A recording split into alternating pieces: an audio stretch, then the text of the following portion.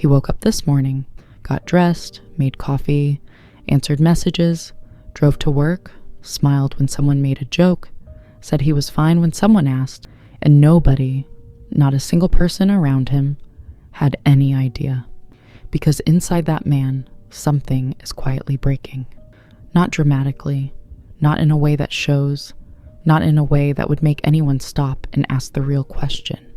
Just slowly, quietly, alone. There is a specific kind of man who has carried pain for so long that hiding it has become as automatic as breathing. He does not even decide to hide it anymore. It just happens, like a door that closes by itself every single time. Most people look at this man and see strength, stability, someone who has it together. Psychology sees something completely different.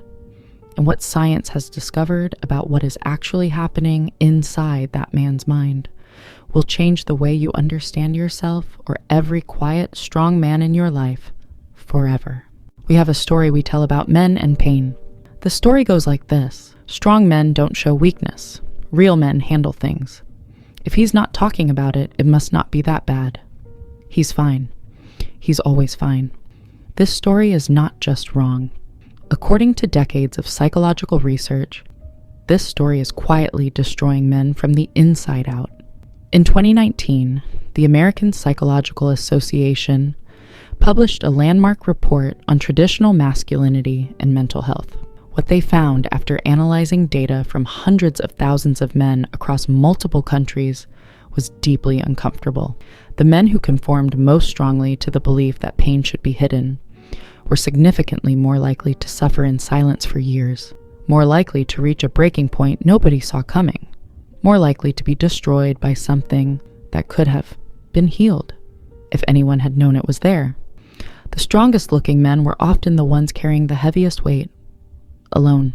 In 1992, psychologist James Pennebaker at the University of Texas began what would become one of the most important series of studies in emotional psychology. He wanted to understand what actually happens, biologically, when a person suppresses emotional pain instead of expressing it. What he found was not what anyone expected. When humans actively work to hide or suppress emotional pain, the brain does not simply store it quietly and move on. It does something far more expensive. The prefrontal cortex, the part of your brain responsible for decision-making, focus, and self-control, has to work constantly to keep that pain contained.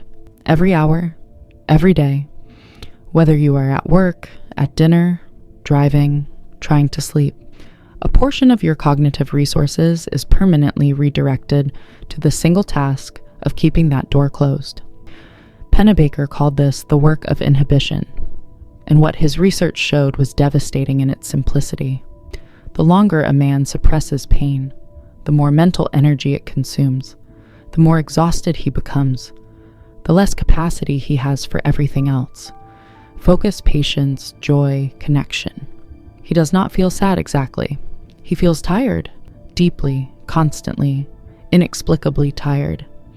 And when people ask why he seems distant, he has no answer, because he does not know. He only knows that something inside him is running on empty and has been for a very long time. But this did not begin last year or 5 years ago. For most men who hide pain, this started before they had the language to understand what was happening to them. Developmental psychologist Niobe Way at New York University spent over 20 years studying emotional development in boys. What she documented across thousands of interviews was a pattern so consistent it became impossible to ignore. Boys, as young as 5 and 6 years old, are already learning that emotional expression has a price. They cry and someone tells them to toughen up. They show fear and someone calls them soft. They admit they are hurting, and the response, sometimes from the people they trusted most, is not comfort. It is correction. Stop crying. Man up. Don't be weak. You're fine. Walk it off. Way called this the emotional training of boys, the systematic and often completely unintentional teaching by parents, by schools, by peers. That pain is something to be managed privately, hidden efficiently, never shown. And here is what neuroscience confirmed about what this does to a developing brain. When a child repeatedly suppresses emotional expression in response to social pressure, the neural pathways associated with emotional communication actually reduce in activity over time. Not because the emotion disappears. The emotion is still there, every bit of it. But the pathway between feeling it and expressing it gets narrower and narrower, until one day it feels almost impossible to speak about pain, even when he genuinely wants to, even when someone is right there asking, even when every part of him is screaming to let someone in. The door doesn't open, not because he won't open it, but because somewhere along the way, someone took the handle. Here is the part that changes everything.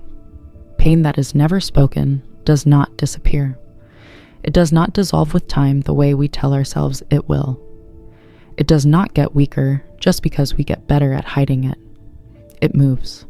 In 1994, psychiatrist Bessel van der Kolk published research that would eventually become one of the most important books in psychological history. What his decades of clinical work revealed was both simple and devastating. The body keeps the score. When emotional pain is consistently suppressed, it does not stay in the mind. It migrates into the body. It rewires the nervous system. It changes cortisol levels. It alters the way the heart beats. It affects blood pressure, immune function, inflammation, sleep architecture. Men who had hidden significant emotional pain for years showed measurable physical differences in their bodies compared to men who had processed that pain. The pain they never talked about, their body had been talking about for years, in the language of tension that never fully leaves the shoulders, in the exhaustion that sleep never fully fixes, in the irritability that appears without warning over something small, because the real thing it belongs to has nowhere to go. In the strange emptiness that arrives on a Sunday afternoon when everything is technically fine. He is not imagining it. His body has been carrying what his mind refused to show, and it has been doing it faithfully, silently, and at enormous cost for longer than he knows. Now here is the part nobody says out loud. The man who hides his pain the most completely is almost never the man who feels it the least. It is the opposite. Research on emotional suppression consistently shows that the men who are most skilled at hiding pain are frequently the men who feel most intensely. Their capacity for emotion is not smaller than average. It is significantly larger. They learned early, and learned well, to build walls proportional to the size of what they were containing. And so, the man who seems the most unbothered in the room is often the man who is most bothered by everything. The man who never asks for help is often the man who needs it most. The man who says he is fine every single time is often the man who has not been fine for a very long time. And here is what makes this genuinely heartbreaking. Psychologist Thomas Joyner at Florida State University, one of the world's leading researchers on male psychological pain, found something in his data that he described as one of the most consistent and tragic patterns in all of his research. The men who needed connection the most were the least likely to reach for it. Not because they didn't want it, because somewhere deep in the architecture of who they had learned to be, needing something from another person felt more dangerous than carrying it alone. And so they carried it, year after year, getting heavier, saying they were fine. Here is what needs to be said.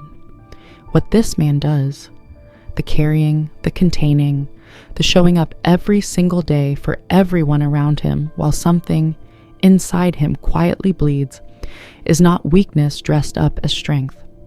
It took extraordinary strength to do what he has done, to keep functioning, to keep providing, to keep being present for the people who needed him while managing something heavy and unspoken completely alone. That is not a small thing. That is one of the hardest things a human being can do. But strength was never meant to mean silence. The bravest thing this man could do, the thing that takes more courage than anything he has ever faced, is not to carry it better.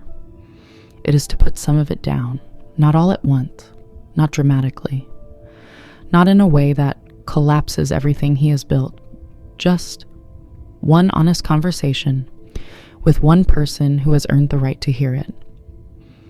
Researcher Brené Brown at the University of Houston spent years studying vulnerability in men specifically. What she found consistently was that the men who allowed themselves even one genuine moment of emotional honesty reported feeling lighter, more connected, more themselves than they had felt in years, not weaker, lighter. The weight he has been carrying was never meant to be carried by one person. It was never meant to be carried alone. So if you are the man this video is about, the man who woke up this morning and got dressed and answered messages and smiled at the right moments and said he was fine, hear this. What is inside you is not nothing. It is not weakness. It is not something to be ashamed of. It is not proof that you are not strong enough. It is proof that you have been strong enough. For too long, for too many people, with too little left for yourself. You have carried things that would have broken most people, and you carried them quietly, without complaint, without asking for anything in return. That is not a flaw. That is who you are. But you are allowed to be tired. You are allowed to put it down. You are allowed to let one person, just one, see what is actually there behind the fine. The heaviest thing you will ever carry is not the pain itself. It is the belief that you have to carry it alone, and you don't. You never did.